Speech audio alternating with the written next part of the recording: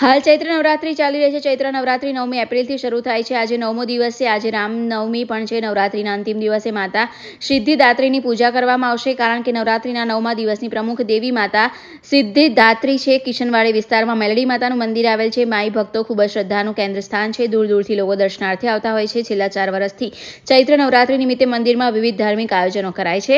આજે જવારાનું મહીસાગર નદીમાં વિસર્જન કરાયું હતું। આવતીકાલે વિષ્ણુ યાગ અને ભંડારાનું આયોજન કરાયું છે। સમગ્ર આયોજન સંદર્ભે વિસ્તારમાં અગ્રણી દ્વારા વિસ્તૃત માહિતી આપી હતી। માતાનો જવારા છે।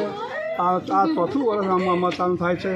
કિશનવાડીમાં કોઈ મેળાની માતા નહોતું, પણ જ્યારે કપિલાબેનને છેલ્લા 5 વર્ષ પહેલાં સપ્તાહમાં આપ્યું કે મારું તો એમની બહુ વર્ષો પહેલાં એમના દાદાની પૂજા કરતા હતા, પરંતુ ત્યાર પછી એમના કંઈ સહી એ ના થઈ પછી એમને સપનામાં આવ્યું અને ત્યાર પછી અહીંયા આગળ મંદિર બનાવ્યું અને મંદિરની આ જગ્યા બતાવી માતાજી અને આ મંદિર બનાવ્યું અને અહીંયા આગળ નવરાત્રિની 4 વર્ષથી નવરાત્રિ થાય છે।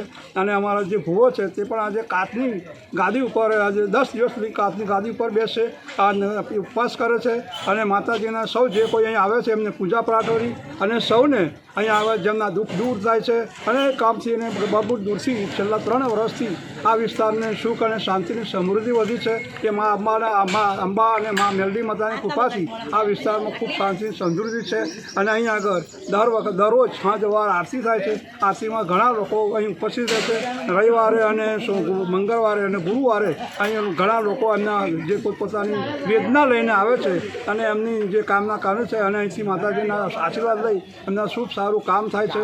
ઘણાના લગ્ન પણ નહોતા થતા એવા દીકરીઓનું પણ બધે દવાખાનામાં લઈ ગયા, પરંતુ જ્યારે એસએસસી યુનિવર્સિટીમાં લઈ ગયા પછી ના ગયા પછી માતાજીના ખોળે આવીને બેઠા ત્યાર પછી એમની આશીર્વાદથી એ ભાઈને સારું થયું, ખૂબ સારી સમૃદ્ધિ વધી। આ વિસ્તારમાં શાંતિ સમૃદ્ધિ છે। મેલડી માતાની ખૂબ જાણતા આજે હવન થશે। કાલે ભંડારોનું આયોજન છે।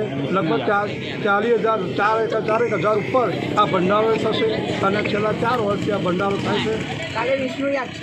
હા, અને આ જવારા આજે અમારા જવારા વરાવાના છે।